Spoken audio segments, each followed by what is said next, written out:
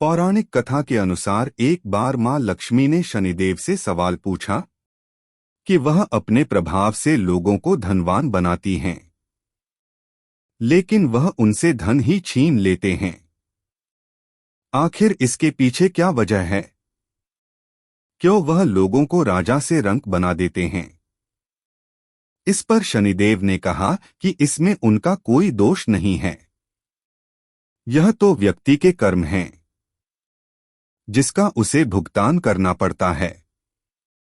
शनिदेव ने कहा कि हे देवी, परमात्मा ने मुझे कर्मों के अनुसार दंड देने का कार्यभार सौंपा है।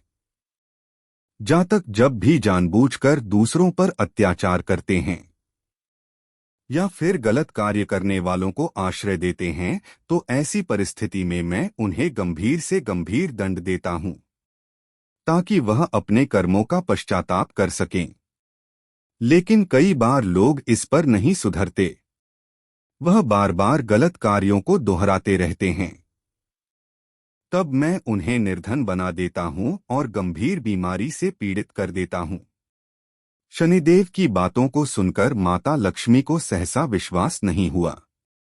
थोड़ी ही देर में उन्होंने कहा कि वह ऐसा प्रमाणित करके दिखाएं कि कर्मों के आधार पर ही वह लोगों को दंडित करते हैं।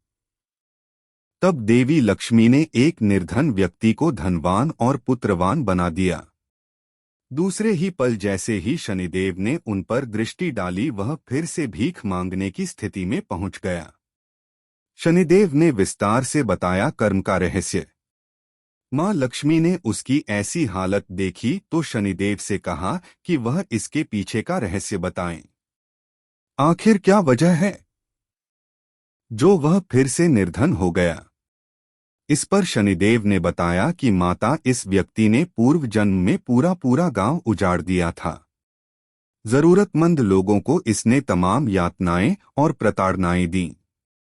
यही वजह है कि अपने कर्मों की चलते यह व्यक्ति फिर से निर्धन हो गया।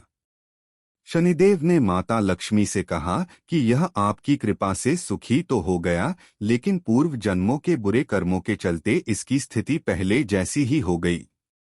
वह कहते हैं कि इसके निर्धन या दुखी होने में किसी का भी दोष नहीं। यह केवल अपने कर्मों का भुगतान कर रहा है। शनि महाराज कहते हैं कि स्थितियां कैसी भी हों, लेकिन व्यक्ति को कभी भी गलत कर्मों में लिप्त नहीं होना चाहिए।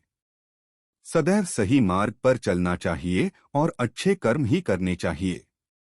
इससे व्यक्ति का लोक ही नहीं परलोक भी सुधर जाता है।